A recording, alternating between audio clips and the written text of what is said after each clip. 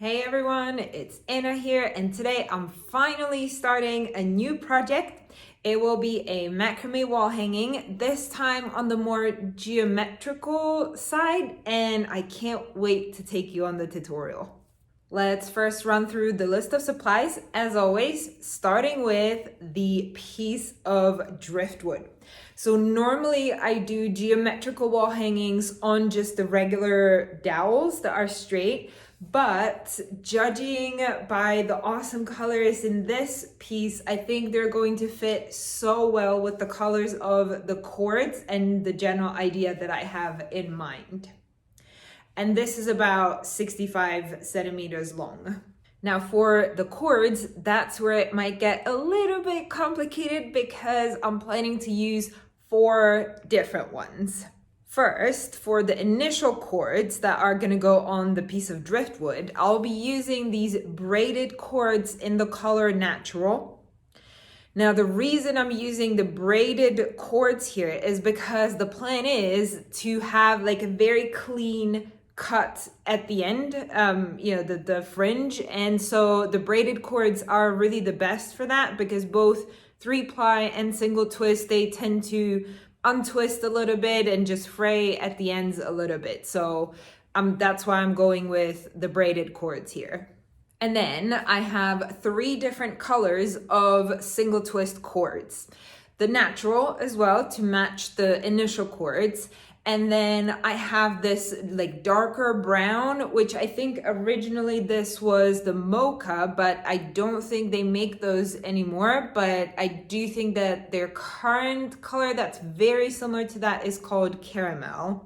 And then the last color is sand, which you've seen me use before as well. These are all single twist cords, but I actually wish that I had them in 3-ply cords instead, just because I think the 3-ply cord would add a little bit more texture and I think it would just look better. But I'm using those ones because those ones are the ones I have already from other projects and I want to use up the cords I have instead of just buying more and more. And that is it for the supplies, at least for now. You know, I might change my mind as I'm working on the project, but for now, that's all the supplies I'm thinking of. Also, I don't think I will be needing any other tools in this case. Obviously, then the regular, scissors, meter, all of that stuff, but no hot glue, no brush at this, in this project. So let's get started. I will cut all the initial braided cords and put them on the piece of driftwood with the regular lark's head knot.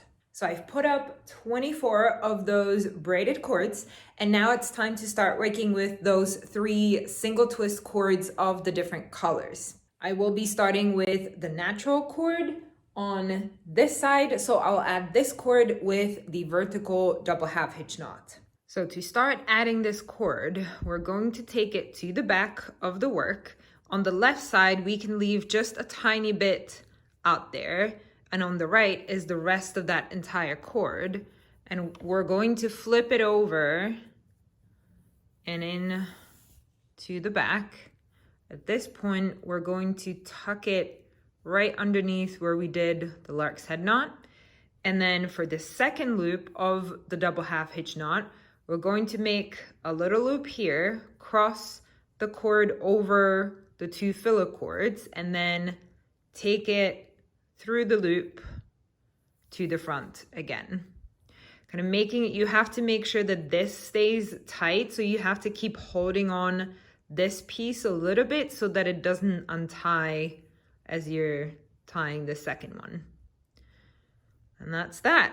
The first cord is on. And from now on, I'm going to do my fast method of doing that vertical double half hitch. If you haven't seen my last week's video, it's right there. So check that out. That's showing you slowly how to do all of this. And I've done the third one and I can already see it's creating a bigger gap in here. So I'll have to like squeeze all of them a little bit tighter together, still keeping the same distance like at the top here on this side as well as on that side over there.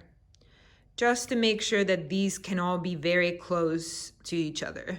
So I've done 4 of these in total, and now at this point, I am going to switch to one of those other colors. So I'm taking the darker brown, and on this cord, I'm going to attach it in the exact same way like we did here. So leaving just a little bit on the left, then pulling the cord through, squeezing it to the top, and then make a loop right here and pull that long cord through the loop while still holding onto the cord on the left and pulling it through.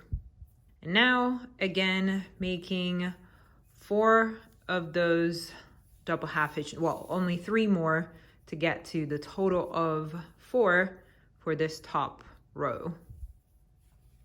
Now that the 4 dark brown are done, we add the last color, which is the sand color, and again, make another 4 knots.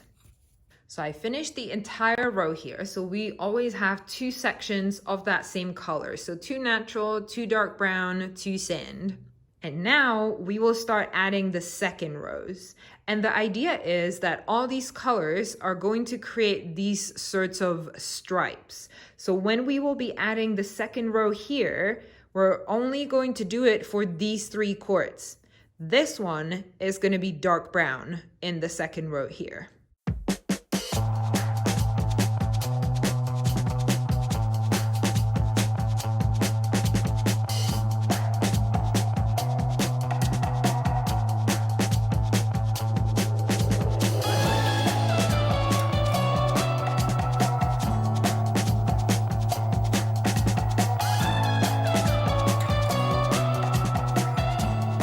So I'm done with this first section. I ended up making this sort of arrow shape from all the colors.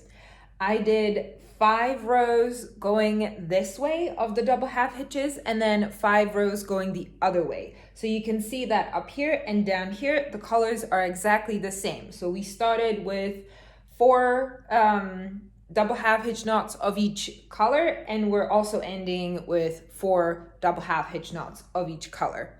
Now, the fast method that I was using and the way how you kind of have to always skip one knot, I have to say it is a little bit confusing, and I had to really focus and kind of figure out how I'm doing this. But I think that the beautiful thing about these vertical double half hitch knots is they're so forgiving. Like, even if you don't do it exactly right, the knot, like, it will still, you can still make it look like it is the right knot. So it's not super important that you do it the exact same way that I was doing it. And so for these 5 sections in the middle, so all of the brown and the middle natural cord, they can all be done by using just 1 cord.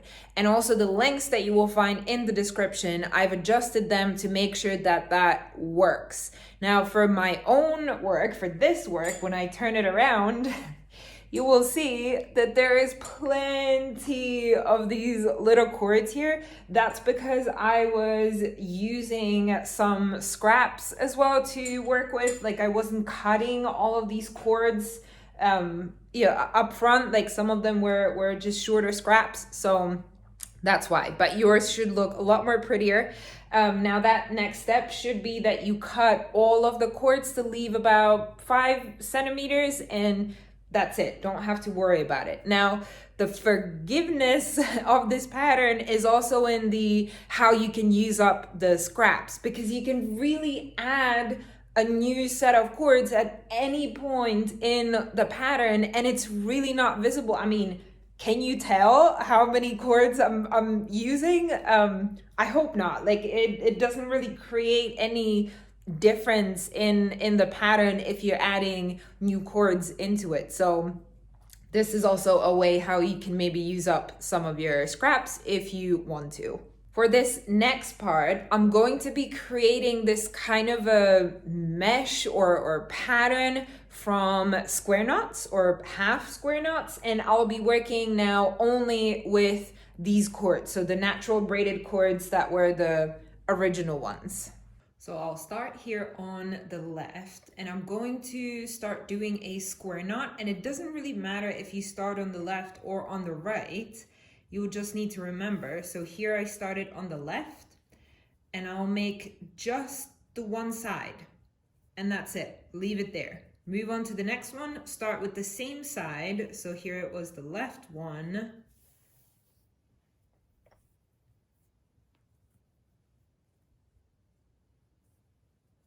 And so on for the entire row. And for the second row, we're going to alternate the square knots. So leaving these two on the side and working with the next four, and we will switch the sides. So if here in the first one, I started on the left, here I'm going to start on the right. So taking the right cord first, and again, just doing a half of that knot. In the third row, we will alternate again and switch back to the same side that we were doing in that first row. And this is how you're going to keep going kind of back and forth for the entire section, which should be the same length as this first section with the arrows. So I think I'm finished at this point. This section is slightly bigger than this first one, maybe like 1 centimeter bigger. I did 6 rows of these ones where like it's the full row, and then there's 5 rows in between of the half square knots.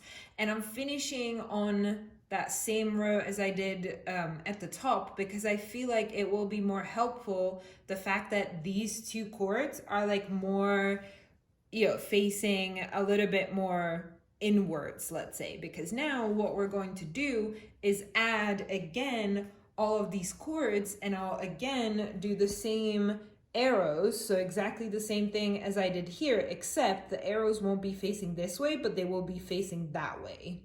Now, since the arrows will be sort of reversed, I'm starting on here, I'm starting with these colors. So first I'll be adding the sand, then there will be the dark brown, then still in the middle, the natural, or right here, then again, sand, brown, and natural. I think this first row will be the trickiest because you want to make sure, or I want to make sure that I'm leaving a little bit of a gap here so that it matches kind of this last row here. And I don't want to damage this whole pattern here, so I can't be pulling too much on the filler cords. So I have to be careful with that first one. So I'm done with this other arrow part. I didn't really end up leaving any kind of a gap between these square knots and these double half hitches. I just really had to tighten them up, so there is no gap there, but it's fine. I think it still looks good. Now for the next part, I'm again gonna go back to square knots, and I will make them out of these cords, the filler cords again, and they will be those crossed square knots like I was using in one of my previous projects. Let me show you. So this first row here is going to be just your regular square knot.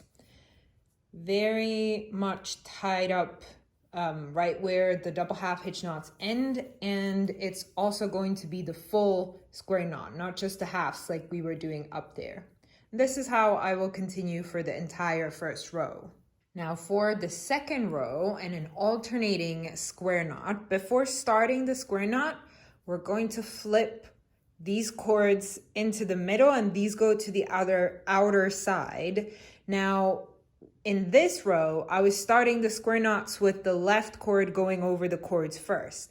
For this second row, I'm going to reverse it and have the right cord go first, kind of like we did up there when we were changing the different half knots.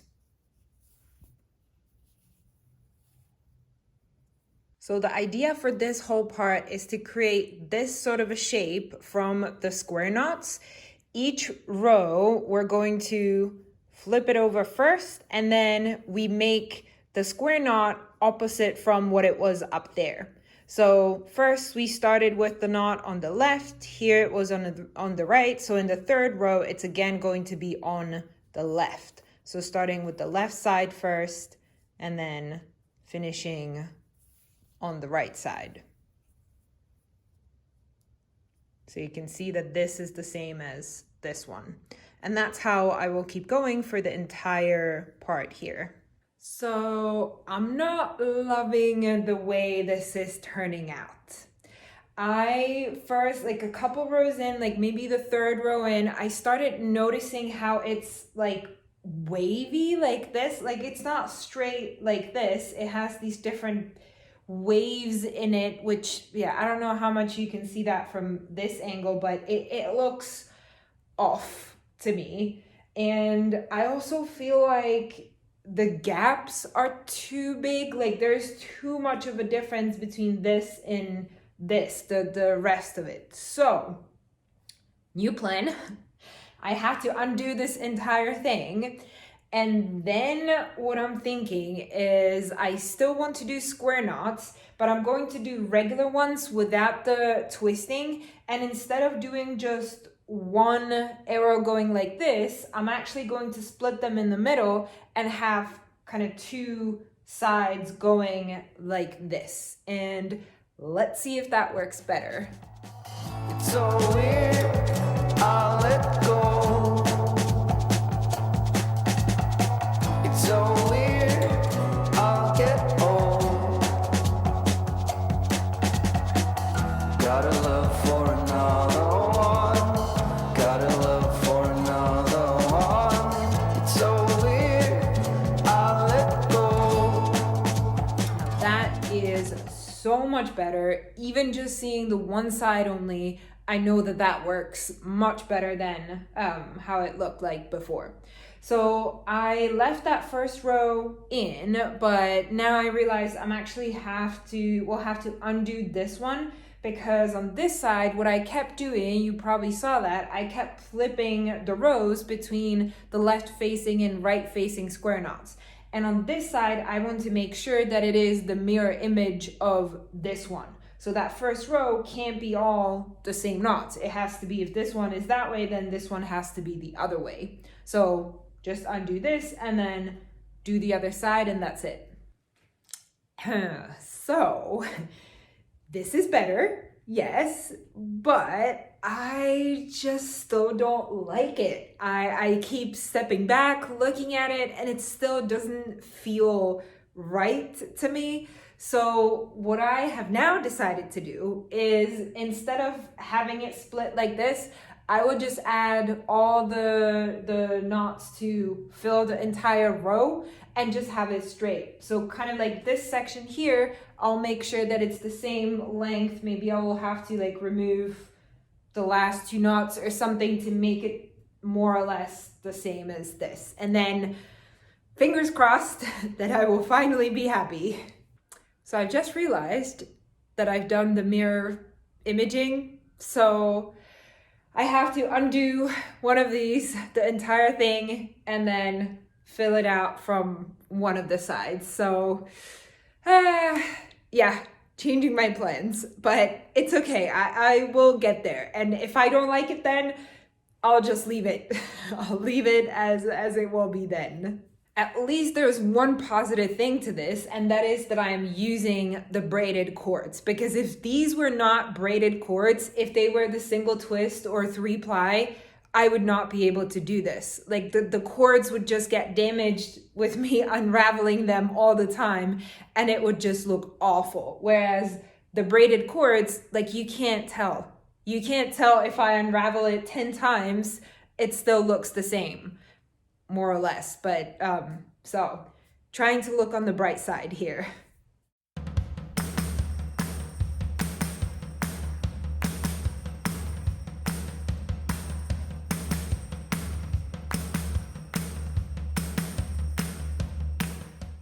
Yes, I'm happy. This is how it's supposed to be. This feels right, finally. There was one interesting thing that I realized when I was making this and switching the left and right facing knots is that it looks like I have like a natural tendency to make left facing knots, square knots. Like I caught myself a couple times when I was in the other row doing the right facing knots that as soon as I stopped thinking too much about this and my mind started wandering, I made the wrong knot. I made the left facing one instead of the right facing one. So I'm curious, do you feel like you have that same tendency, or that you're doing either more left facing or more right facing? Let me know down in the comments. Okay, and now for the final part, I'm going to do a couple rows of, again, those vertical double half hitch knots, but this time it will be just like a solid color. Either 1 or 2 rows, haven't decided yet, and I'm going to start with the dark brown, then there's going to be a row of the light brown, and then the natural color. I am almost finished. 2 last steps to be done. 1, turning this to the back. We have to clean up all of this mess. And I don't know why I didn't think of this when I was telling you guys about the supplies and tools, because we definitely need my hot glue gun for this. So that's what I'm going to use. So I will just kind of glue, I'll show you a little bit shorter. So I'll just glue all of these little bits kind of towards the middle of the work. And that should be just fine. And then the last step will be to trim the end down here. And I still haven't decided what shape I'm going to give that fringe. So we'll have to see. It will either be straight like the rest of the work, or I'm still thinking about that like downward arrow shape. So I'll have to see. But yeah, I will have to make that decision quick.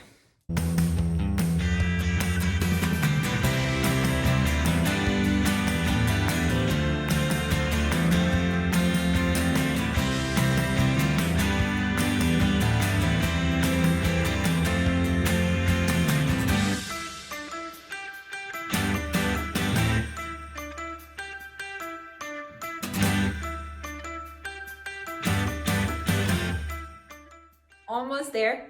This looks so much better. Almost finished, right? Except for that bottom part. So what I'm thinking is, at first I will just cut it straight, see how it looks, but in my head I'm just really drawn to the idea of having it angled, but let's see.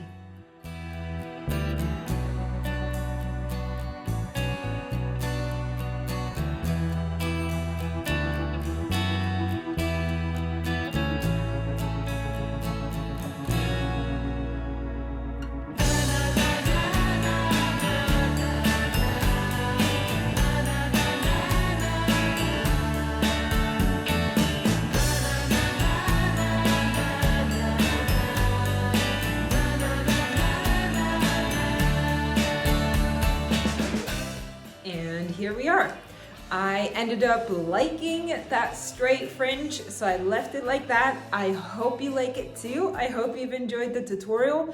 I know I did, as always, so if you did, give it a like, comment down below, you know the drill. And guys, please don't judge my dirty wall in the close-ups. It's because I usually have that big poster right there with the cow that you see in the background. And because it has that black frame, when I keep putting it up and down all the time, it just makes the wall very not pleasant to look at. So I hope that you can, turn away for those close-ups and you will just enjoy the piece that I made. And that is it for today's video, and I'll see you guys soon.